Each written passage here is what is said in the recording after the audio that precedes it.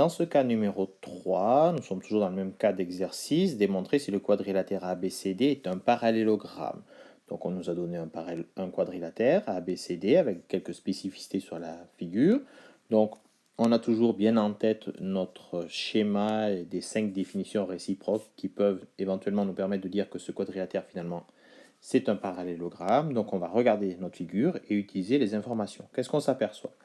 Bon, on s'aperçoit que déjà on a deux angles ici en bleu, un de sommet A et l'autre de sommet C. Ce sont des angles opposés du parallélogramme et ils font tous les deux 68 degrés. Donc déjà là on a deux angles opposés de même mesure.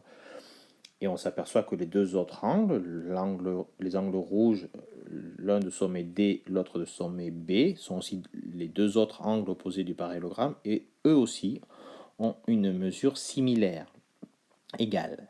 Le sommet D a la même mesure que l'angle de sommet B. Donc on s'aperçoit qu'on a l'ensemble des sommets opposés qui ont la même mesure.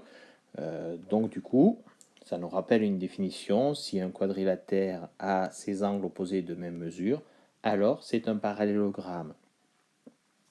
Eh bien, je pense que là, on a tout ce qu'il faut. Il n'y a plus que maintenant à bien rédiger. Donc, premièrement, alors là, on ne nous le dit pas directement, mais on le constate sur la figure. Donc, on peut commencer petit 1. Sur la figure, on constate que quoi? Eh bien, tout simplement que l'angle, alors là, il faut bien les nommer par contre, hein, DAB est égal à l'angle BCD. Donc ça, on a déjà notre première paire d'angles opposés par le sommet. Et la deuxième paire, c'est ABC et ADC sont égaux également. Voilà, là on a bien posé notre première partie, notre hypothèse. Donc du coup, propriété. On suit encore notre graphique, hein, toujours avec ce petit anneau rose qui évolue pour vous aider encore à comprendre comment on rédige si jamais, et pour vous aider à apprendre aussi si jamais vous aviez oublié. Donc si un quadrilatère a, alors on va prendre du coup la définition qu'on utilise, ces angles opposés de même mesure, alors c'est un parallélogramme. Petit 3, il n'y a plus qu'à conclure. ABCD est un parallélogramme.